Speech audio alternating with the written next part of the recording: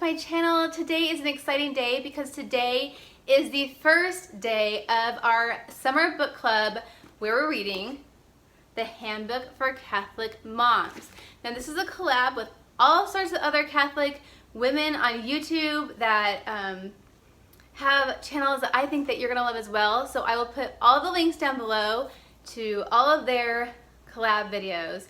But I'm hoping that you have picked up or you're going to pick up a copy of the Handbook of Catholic Moms for Catholic Moms and read along with us. This is an entire summer journey, and it starts in June and goes through August, to the end of August. So it's 2 chapters a week. And if you are new to my channel, just know that I am a Catholic mom. I homeschool, I talk about our faith, I talk about minimalism.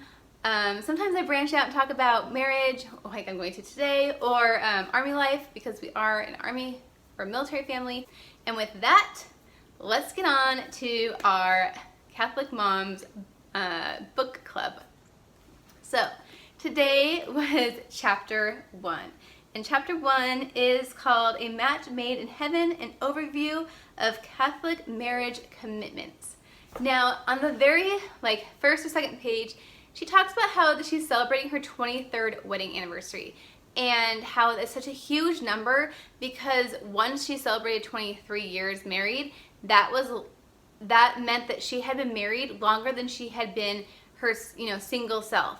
And as Catholics, when we celebrate the sacrament of marriage, the two of us literally become one, like in the eyes of God, like it's 2 souls becoming one. It is incredible. It is a sacrament. It's not something to be taken lightly.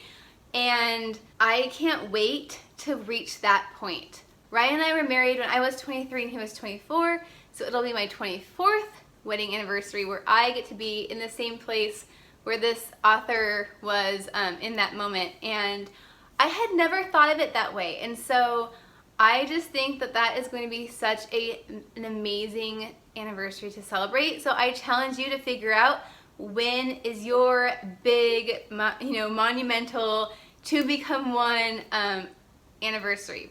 She talks about in the chapter having struggled with this idea of serving her husband when they first got married, and I think we probably have all gone through that.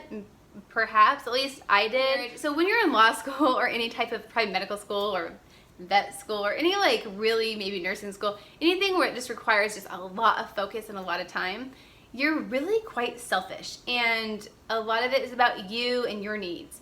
And so that's not the best way to start a marriage, but it is what we did. And Ryan was really good at taking care of himself, but it's taken time for me to get to the point where I still am not used to cooking dinner every night. It's just being a wife is work, and it is commitment, and there are things that we do naturally and there are things that take more effort.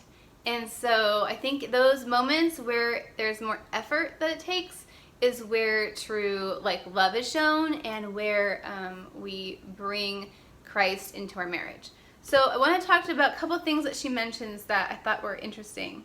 Let's see. Oh, there's a quote in here from Pope John Paul II, and it says, "What it becomes depends upon the contribution of both persons and the depth of their commitment." And so just touching on commitment for a minute, Ryan and I have always just been committed to one another from the beginning. That's why as kids, we never broke up. We stayed together the whole time. We got married. The D word is not an option for us. We both know that, and we would never consider that anyway based on our faith, but it just isn't an option. Even though you annoy each other, you go through phases of marriage.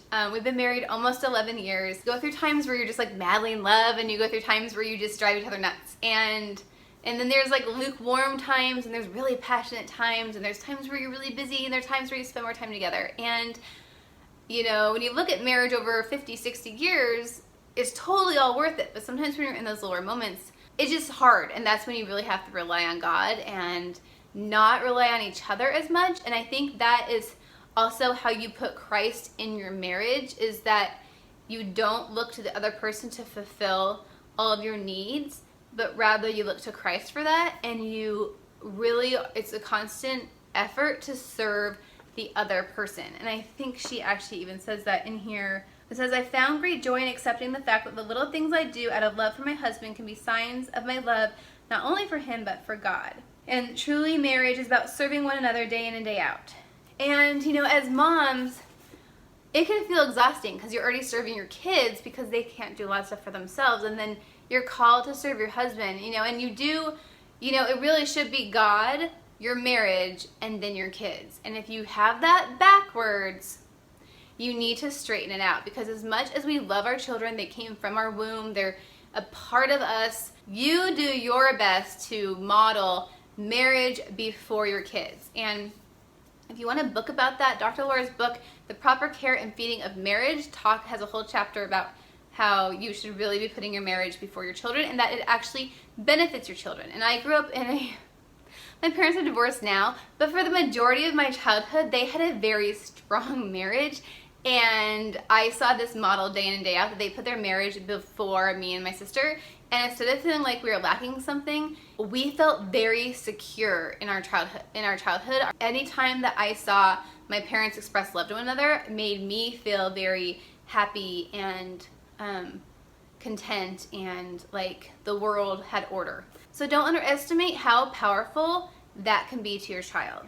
Oh, and then she talks a lot about her husband's spiritual journey and how it differed from her own, and how she was comparing him to other men, saying, why isn't my husband, you know, a Knight of Columbus, or why isn't my husband calling us to pray the rosary every night, like, you know, and seeing images of his shortfallings, not that they were shortfallings, but they, in her mind, they were shortcomings of her husband's spiritual walk. And that she said that, you know, it wasn't until she kind of let all that go and stopped judging her husband, and instead prayed for her husband and prayed for their marriage, and just led by example, and kind of backed off from it and stopped seeing his shortcomings, like her perceived shortcomings, that really improved their marriage. And ultimately her husband did become Catholic. And so there's hope for any marriage, there's hope for anyone's spiritual walk. And without going into much of any detail, I can just say that my husband became Catholic right before he went through RCIA while we were engaged, and we had a full Catholic mass, and he became Catholic like 3 months before that. Okay, I was raised Catholic. I've always loved my faith. I went through faith formation from kindergarten through 11th grade when I was confirmed, and it was a part of my everyday. Now, my children are getting like immersed way more into things like saints and the rosary and prayers and catechism, and just bombarded with our faith, because, you know, both Ryan and I are Catholic and we're homeschooling, and so we can. But I still had a way like bigger advantage than he did. He wasn't raised in any church, so it wasn't even like he had a relationship with God and then decided to switch to Catholicism because he saw that as the truth. It was more like he just didn't even really know God. And so, you know, that's been a conversation we've had. And as I get more into my faith and start this YouTube channel, and I'm learning all these things and listening to Catholic radio, I want him to be on the same level as me, like right there with me. Like, let's pray the rosary, let's do all this stuff. And he will pray the rosary with me, but he's not typically the one who's saying, let's pray the rosary. His spirituality is much quieter. You know, he keeps telling me, let me have my own personal walk. And, you know, like I said, I was doing what this wife was doing. And that part of the chapter really spoke to me, that I need to have, you know, they always say to make this Trinity union in your marriage, right? It's God, it's Christ, and then both of you, and it's this Trinity. And I always thought that meant things like praying together and being on the same page about everything and talking about God a lot.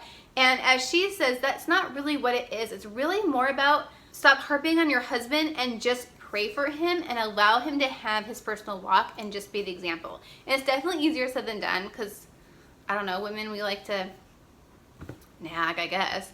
But we were enthusiastic and we're chatters, and men are quieter, and you know, we all know the differences.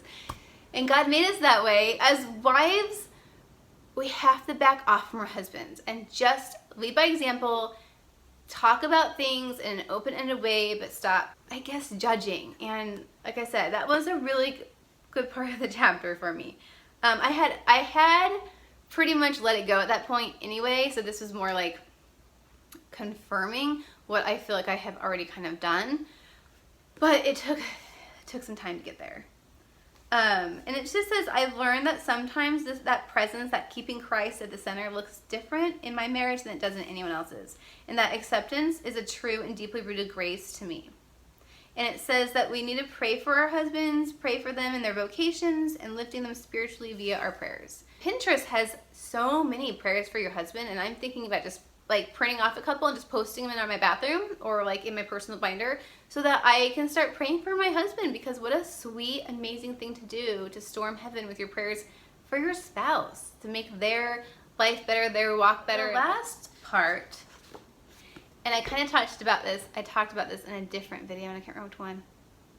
It may have been the Homemakers tag, but it talks about doing unspoken acts of love. I know that having dinner ready when Ryan gets home makes him happy. I know that the kitchen being tidy when he comes home for lunch and comes home for dinner makes him happy. I know that having my bathroom cleared off makes him happy. Now, does this mean that he's going to tell me every single time I please him? No. So the other challenge from the chapter that I also challenge you to do is to think of 3 acts of kindness that you can do that you know your husband would appreciate. Typically, it's like our own weaknesses are what our husband likes. So if you're messy and your husband's tidy, make an effort for that. Marriage is a very long road, and yet it's such a blessing, and I dread the day. I'm gonna like totally cry, guys. I dread the day that we're gonna be separated for that a little bit of time, you know, where one of us is up there, one of us is still here. Oh, I dread it. And you just need to make sure that your husband like knows your feelings. Like, marriage is so important, and like I said, a happy marriage to kids is better than any kind of parenting, you know, tool you have, any kind of parenting strategy, any kind of discipline strategy. It really, you could spend every single day smothering your kids, but if you're fighting with your spouse, if you're undermining your spouse, if you're using nasty tones or language at your spouse, if you are acting like your spouse annoys you, if you're talking badly to your spouse, about your spouse to your kids, if you're sleeping in separate rooms, if they don't see you ever be affectionate, if your weekends are spent doing your own thing and not spending time together and nurturing that relationship, you guys stop. Because, like, you know, this is a Catholic mom's book, but our husbands made us mothers, and we owe it to God and to our sacrament of marriage to really just foster our marriage. So I would love to know what your thoughts are on the book. If you haven't got it already, it is the Handbook for Catholic Moms by Lisa M. Hendey, and I will have it linked down below. And I want to continue this conversation, you know, in YouTube. I'll be on Instagram later, so if you want to pop over on Instagram and comment down like below the post, we'll do that too. And again, I will link the other videos down. Heather from A Catholic Mom's Life is the one who is responsible for starting this book club, so make sure you go check her out. She has an amazing channel with so many awesome Catholic videos. She has inspired me to be a better wife and mother, and definitely inspired me to develop my faith. And so with that said, you guys, everyone have a blessed day, and I will see you in a couple days for chapter 2. And until next time, this is Laura from What Laura Likes. Bye.